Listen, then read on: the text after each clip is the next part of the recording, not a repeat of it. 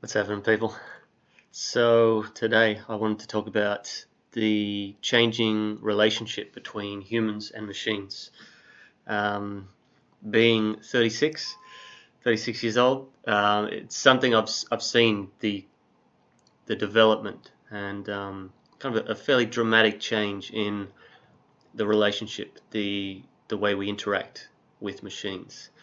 Um, And coming from, so when I was younger, the relationship we had was one of superiority. Machines were stupid, they were ugly, they were dirty and noisy and pretty simple, actually. And this, of course, has changed dramatically. So now we've got AI, and I mean, that's not technically a machine. Um, but the idea of it is it's much more smooth and complex. We've got Deep Blue, smartphones and driverless cars, these kind of things. Um, and the development of these really smooth and graceful machines have undermined, in many ways, our sense of what we are, our sense of our own uniqueness and of being special. And I think, and inevitably, as we develop machines, something about our conception of ourselves is lost. And what essentially we are doing as we have developed these machines, is we're codifying much of what once made us unique and special. Um, and it's that codification that undermines it. It makes it mundane. Um, the wonder and the mystery of it is lost. That the humanity of it is lost. That's not to say that this codification should be. It's not to say it's wrong or it should be stopped. It's simply stating that something is lost in progress, in clarity of what we are in our essence. Because as we codify many of our actions and put them in machines, externalize them, we cut that away from ourselves. And there is a decision in knowing. There is a decision in knowing how something works, a decision of cutting away.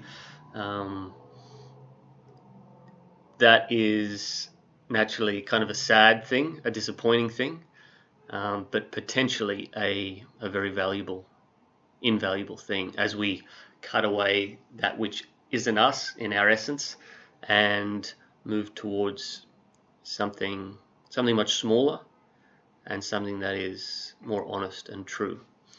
In many ways, coming from that other era of machines, I still have kind of a sense of competitiveness towards machines. It's kind of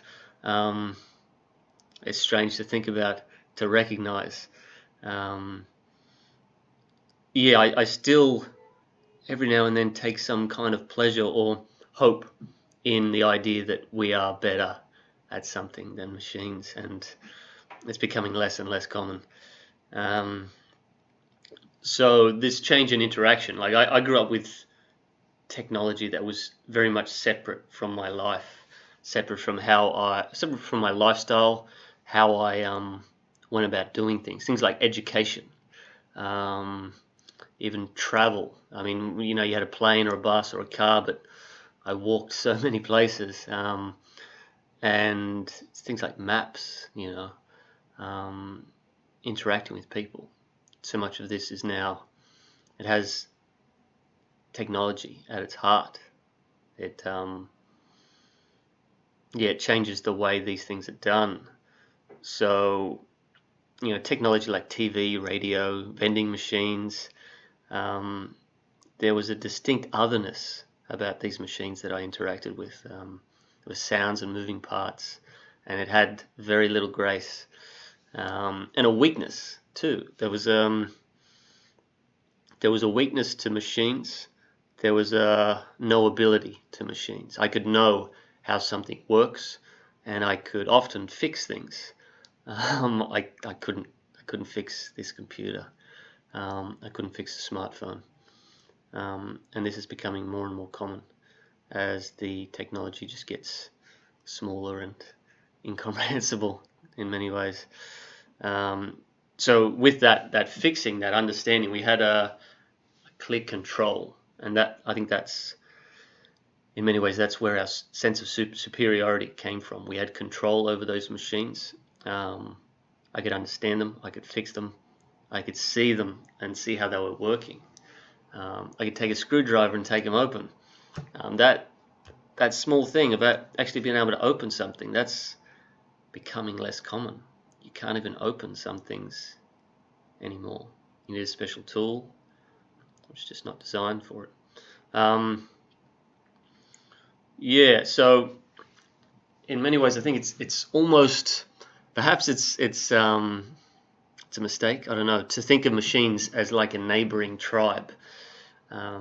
This, I think it has some use to conceive machines like that. And it's a tribe that for many years we treated with suspicion and kind of disdain, and we used grudgingly. They were the weaker tribe. That's not the case anymore. It's becoming much more equal, our relationship. Certainly more interdependent, and I think potentially that power imbalance is shifting. So yeah, and with that power imbalance, they're doing more things for us, and more of those things that they do is incomprehensible. It's becoming like magic, these machines.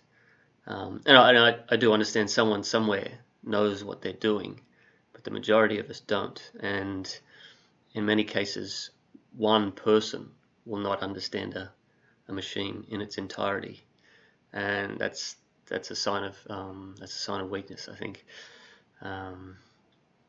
Yeah, so I saw a child in a stroller, in a pram, on a train recently, and the mum was there on the seat, and the child had a little smartphone propped on its lap, and it was watching it, transfixed on this smartphone, swiping on it, tapping at it.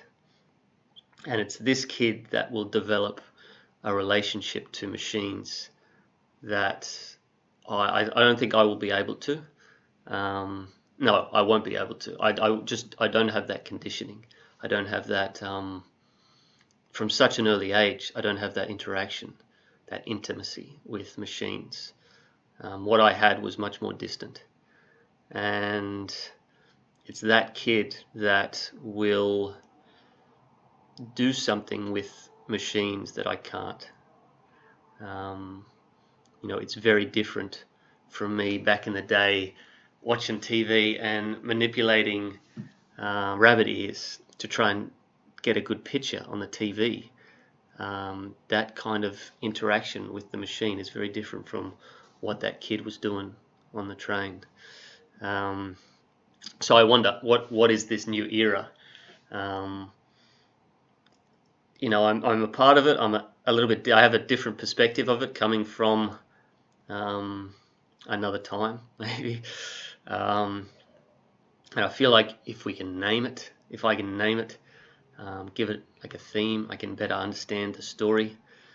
I hear, the second industrial revolution, that title of what's happening now, of the changing relationship with machines. You hear the machine age, and I think a lot of this ignores the relationship that is the most important thing about what's changing now, the relationship between human and machine.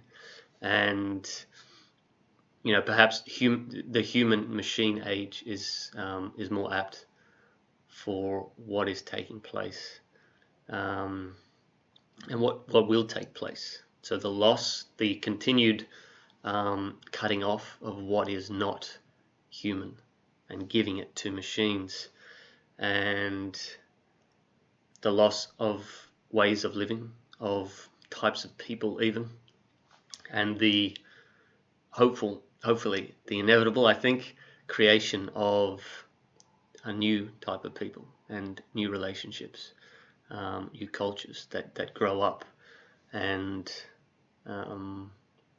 yeah, build something new out of this relationship. So the human machine age, I think so. All right. Good talking to you. I'll see you next time. Bye-bye.